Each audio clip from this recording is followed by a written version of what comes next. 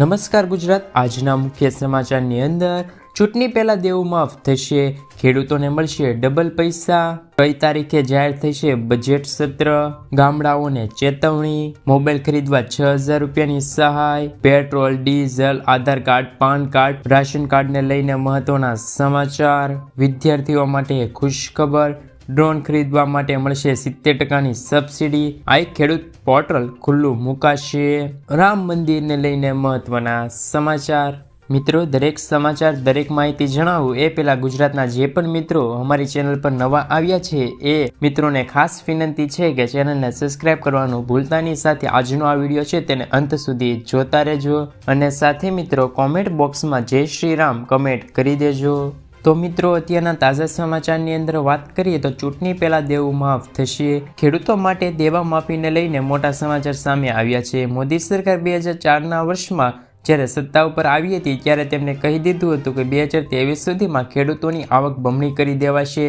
મોદી સરકારે આ વચન આપ્યું હતું અને કહ્યું હતું કે મોદી સરકારનું વચન તો ખૂબ જ અનેરું છે। મોદી સરકાર વચન આપે એ વચન ક્યારેય ખોટું જતું નથી, પરંતુ આ વચનનું લક્ષ્ય હજુ સુધી પૂર્ણ થયું નથી। 2023માં ખેડૂતોની આવક બમણી કરી દેવામાં આવે તેવું પણ વચન આપ્યું હતું, પણ એ પણ થયું નથી। મિત્રો, ત્યારબાદના સમાચાર, રામ મંદિર પ્રાણ પ્રતિષ્ઠાના કાર્યક્રમમાં લાઈવ પ્રસારણ પર રોક। કેન્દ્રીય નાણામંત્રી નિર્મલા સીતારમણે આરોપ લગાવ્યો છે કે તમિલનાડુ સરકારે રામ મંદિર પ્રાણ પ્રતિષ્ઠા કાર્યક્રમ લાઈવ પ્રસારણ પર રોક લગાવ્યો છે।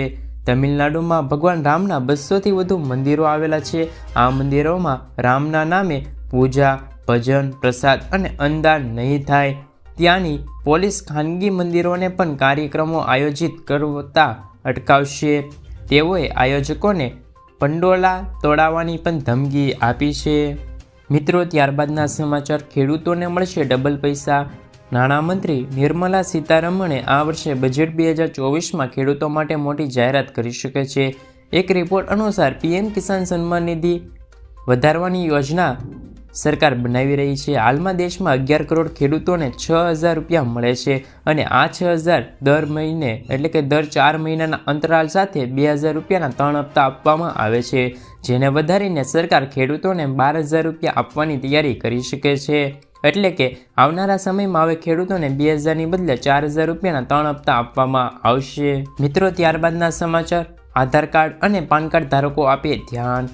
આધારની વિગતો મફતમાં અપડેટ કરવાની છેલ્લી તારીખ ફરી એકવાર લંબાવવામાં આવી છે। આધારમાં દસ્તાવેજો અપડેટ કરવાની છેલ્લી તારીખ અગાઉ 14 ડિસેમ્બર 2023 હતી, જેને 3 મહિના વધારીને એટલે કે 14 માર્ચ 2024 કરવામાં આવી છે। આ માટે સરકાર દ્વારા માય આધાર એપ્લિકેશન લોન્ચ કરવામાં આવ્યું છે, જેથી જે મિત્રો આધાર કાર્ડમાં ઉંમર, સરનામું, જન્મ તારીખ, મોબાઈલ નંબર અને ઈમેલ જેવી વસ્તુઓ મફતમાં અપડેટ કરવા માંગતા હોય તો તમે 14 માર્ચ 2024 પહેલાં આ કાર્ય કરી લેજો। મિત્રો, ત્યારબાદના સમાચાર, આ તારીખે રજૂ થશે બજેટ સત્ર। લોકસભા 2024ની ચૂંટણીને ધ્યાન રાખતા આ વખતે ગુજરાત વિધાનસભાનું બજેટ છે તે વહેલું યોજાશે।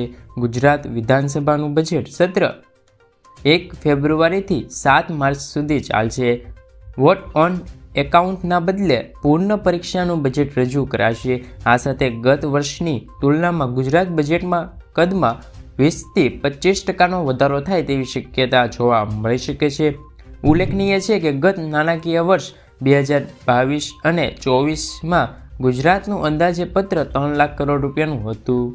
મિત્રો, ત્યારબાદના સમાચાર, મોદી સરકારની મોટી જાહેરાત। પીએમ મોદી સરકાર ગુજરાત બાદ રાજસ્થાનમાં પણ અનેક કાર્યક્રમો યોજાયા હતા અને આ કાર્યક્રમોમાં મોટી સંખ્યાના ખેડૂતો જોડાયા હતા, જેમાં વડાપ્રધાને 15મો હપ્તો મોકલ્યો હોય તેવા સમાચાર આપ્યા હતા। પીએમએ માહિતી આપતા કહ્યું હતું કે ભારતમાં યુરિયાની થેલીની કિંમત ₹266 છે।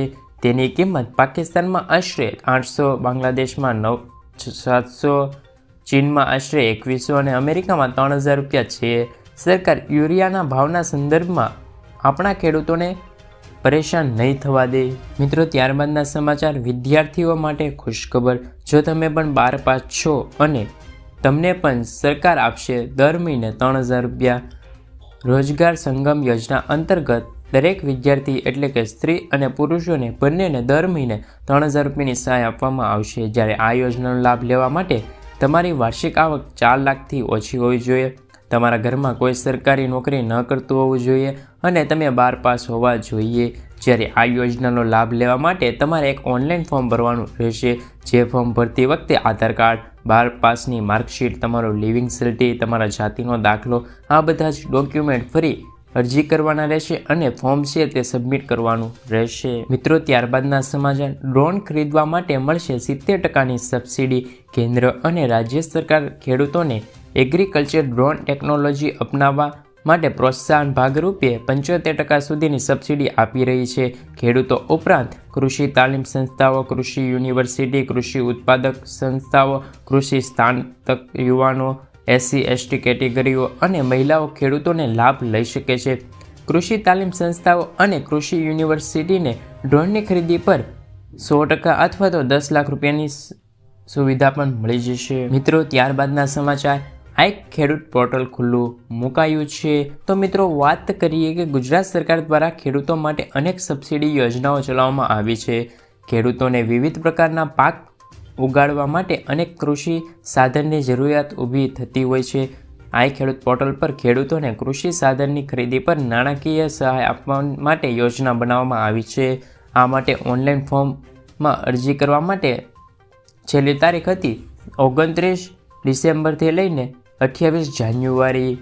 આ ખેડૂત પોર્ટલ ખુલ્લું મૂકવામાં આવ્યું હતું। રાજ્યમાં જે પણ ખેડૂતોને કૃષિ સાધનની ખરીદી પર નાણાકીય સહાય મેળવવા માંગતા હોય તો તેવા આ ખેડૂત પોર્ટલ પર જઈને 29 ડિસેમ્બર 2023થી લઈને 28 જાન્યુઆરી 2024 સુધી 1 મહિના માટે ખુલ્લું મૂકવામાં આવ્યું હતું। વધુમાં આ વર્ષે અરજીઓ મેળવવા બાબતે જે તે તાલુકામાં નાણાકીય લક્ષ્યાંકની 110% મર્યાદા વહેલા તે પહેલાંના ધોરણે કરવામાં આવી હતી।